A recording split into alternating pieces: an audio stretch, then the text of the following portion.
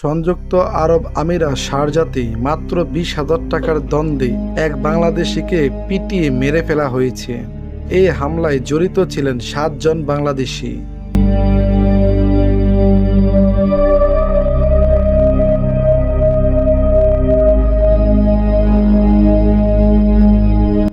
বৃহস্পতিবার এই তথ্য জানিয়েছেন শারজার পুলিশ।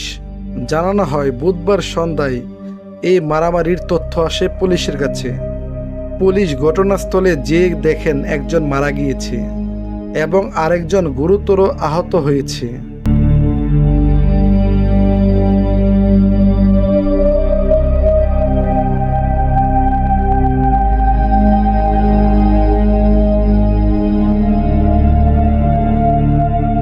এই হত্যাকাণ্ডে ধারালো অস্ত্র ব্যবহার করা হয়। মারামারির ঘটনা ঘটেছে শারজার শিল্প এলাকায়।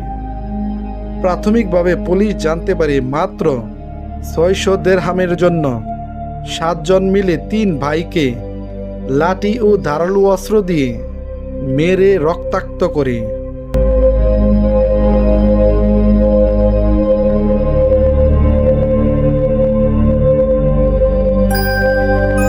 হামলাকারীরা এই 3 ভাইয়ের কাছে 20,000 টাকা দাবি করেছে। প্রথমে তাদের মধ্যে তর্ক বিতর্ক হয়, এরপর এটি সহিংস হামলায় রূপ নেয়। এতে ঘটনাস্থলেই এক ভাই মারা যান। গুরুতর আরেক ভাইকে আল কাসেমি হাসপাতালে ভর্তি করা হয়।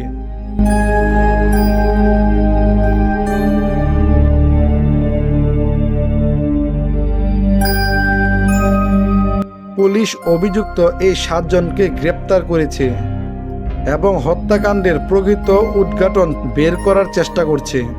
বাংলাদেশি প্রবাসী বাঙালিরা এই ছোট ছোট বিষয় নিয়ে যেভাবে দেশের বাইরে গিয়েও দেশের মান সম্মান এভাবে ধূলিসাৎ করছে, এতে করে বাংলাদেশের মানুষের উপর বিরূপ একটি প্রভাব সৃষ্টি করতে পারে।